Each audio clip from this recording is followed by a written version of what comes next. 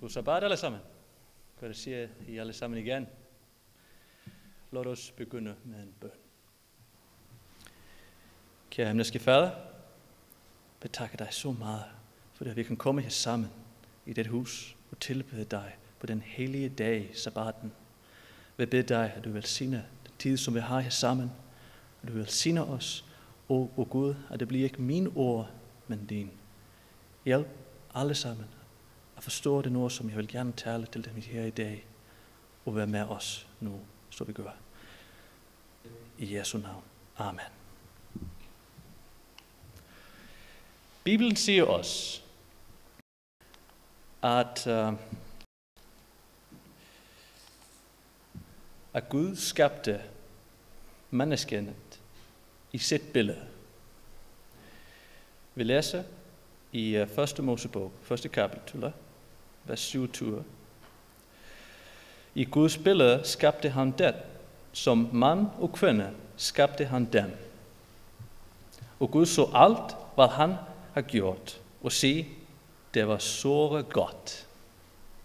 Her ser vi en perfekt Gud i en perfekt verden, der taler til perfekt menneske, ansigt til ansigt. Men 1. Mosebog siger os, at derefter kom synden i verden, og menneskeheden miste sin fuldkommelighed. Fra det tidspunkt bliver vi adskilt fra Gud. Men vi har et håb. Gud og Kristus implementerede en plan for at korrigere den fejl, som vores første forældre levede i paradiset.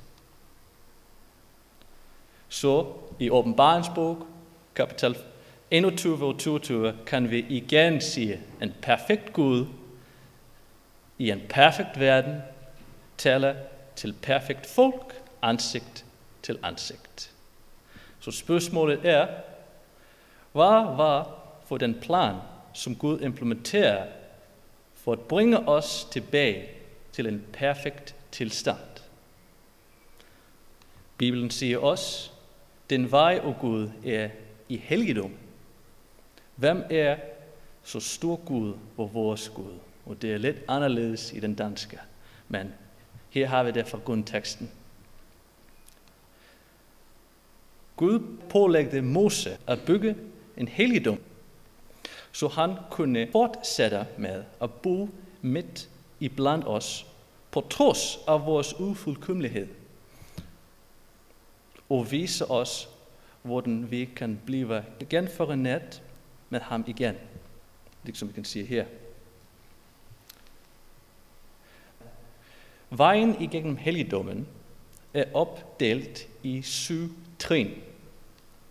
Og det er først døret, så har vi offeralteret, og så vandskummen, og så brød, og så lysestegen, og så røgelsesalteret, og så pagtens ark. Men hvad betyder alle disse ting for os i dag? Helligdomstjenesten kan vise os, hvordan vi kan leve i enighed med Gud og stå foran ham uskyldig igen. Hvordan kan vi gøre det? Og det er et godt spørgsmål. Vi skal begynde med at gå igennem døren. Jesus har sagt, at han er døren. Jesus siger om sig selv, jeg er døren. Og Jesus siger også, at han er vejen, sandheden og livet.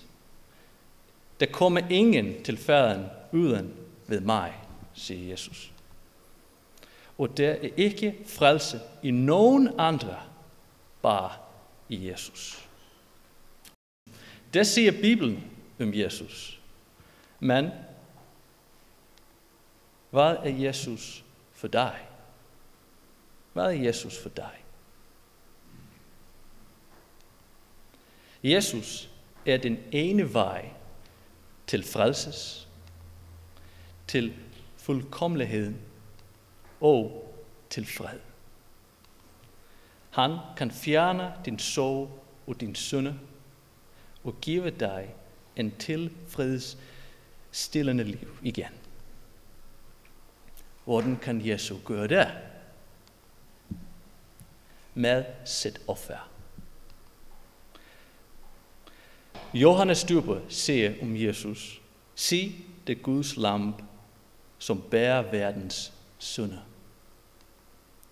Der som vi bekender vores synder, er han trofast og retfærdig, så han forlader os synder og renser os fra alt uretfærdighed. Og det er løfte fra Gud. Ligesom i gamle dage, når en synder bringer et lam til helligdommen, bekendte han også sin synder over det lam. Og hans synder ville derfra på en symbolisk måde blive overført fra synderen til lammet. Derefter ville synderen gå fri, som han har aldrig havde syndet. Det samme gælder for os i dag. Fordi Bibelen siger os, til med et eneste offer har Jesus fjernet vores synder. Og deres synder vil jeg ikke mere ihukomme, siger Bibelen. Det er fantastisk nyhed for os. Men historien er ikke færdig. Historien er ikke færdig. Gud siger også til Mose, det skal tvære deres hænder og fødder for ikke at dø. Liksom præsterne i helligdommen måtte vaske for deres urenhed, før de gik ind for Gud, så skal vores urenhed også vaskes med livets vand, som er Jesus Kristus. Peter siger til ham, du skal i al evig ikke vaske mine fødder.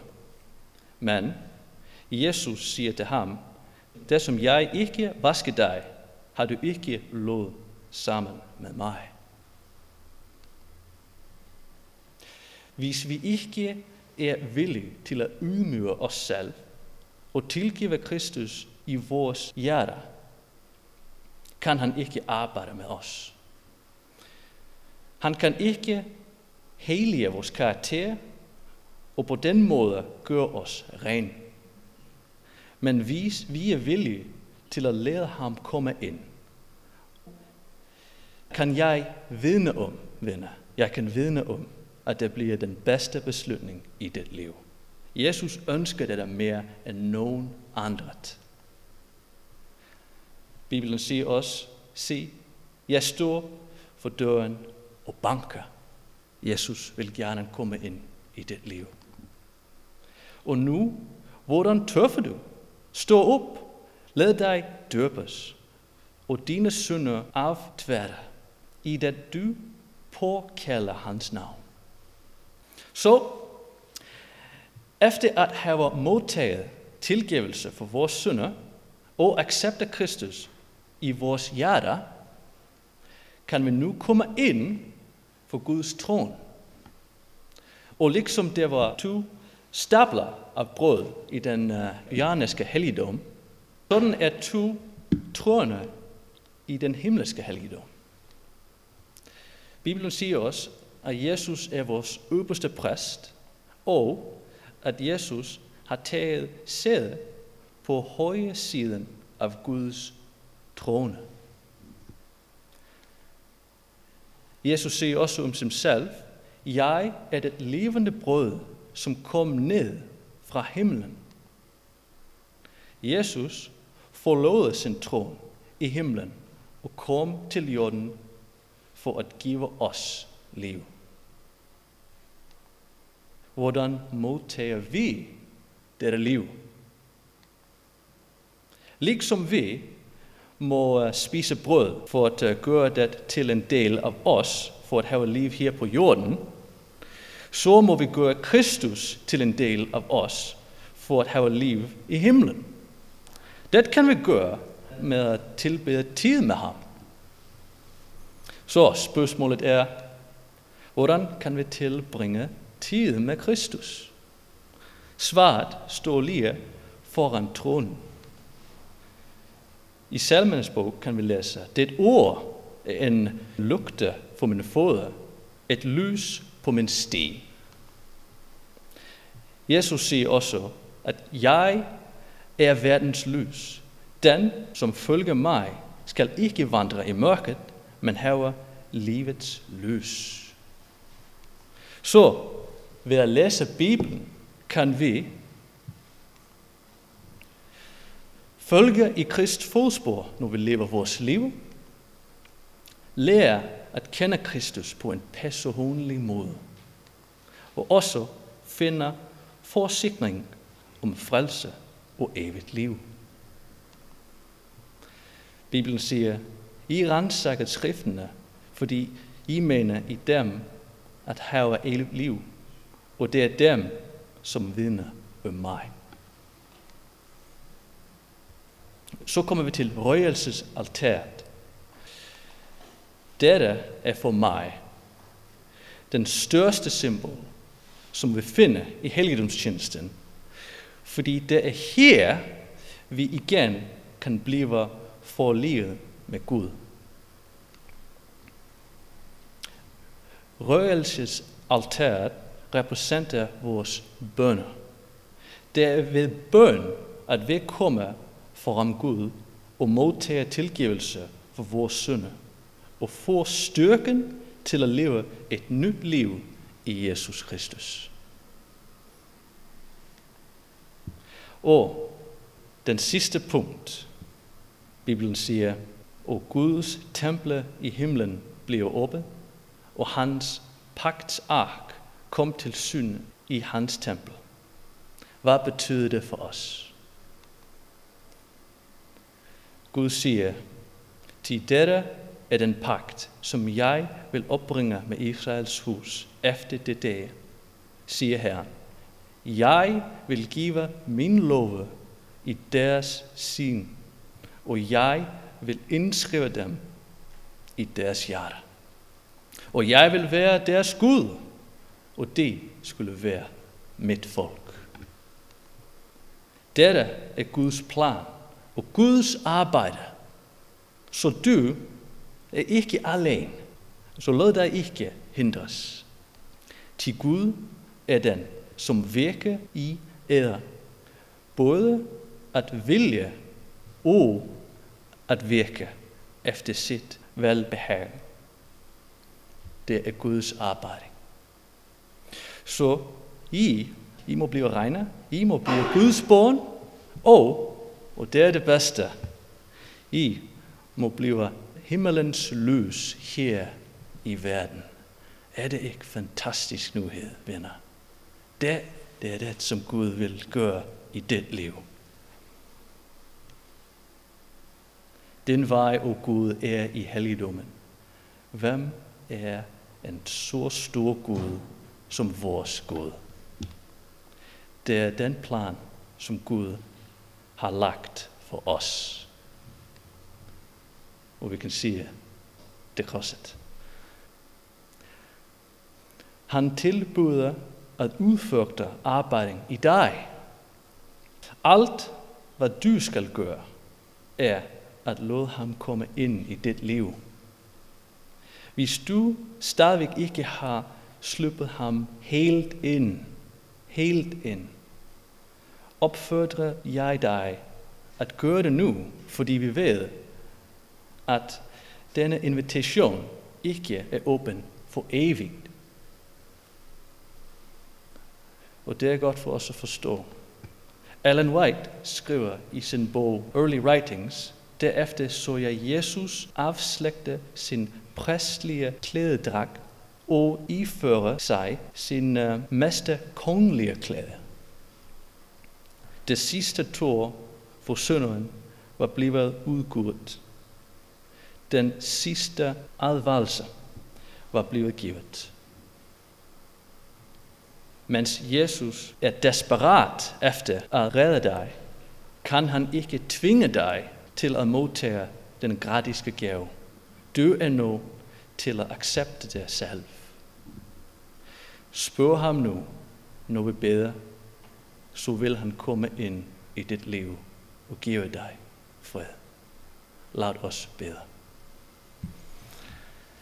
Kære himmelske Fader, tak Gud, for at give os den chance til at leve i enighed med dig igen. Du har givet os det plan her, til at vise os vejen tilbage til dig. Tak for den forståelse, som du har givet os, og vi beder dig at komme ind i vores hjerter, at rense vores hjerter, så vi kan igen leve i enighed med dig, og være himmelens lys i vores verden. Det ønsker vi. Vi beder for det. I Jesu navn. Amen. Tak, venner.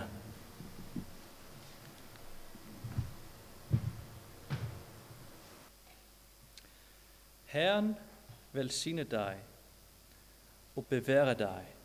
Herren lod sit ansigt lyse over dig og være dig nådig. Herren løfter sin ansigt mod dig og giver dig fred. Amen.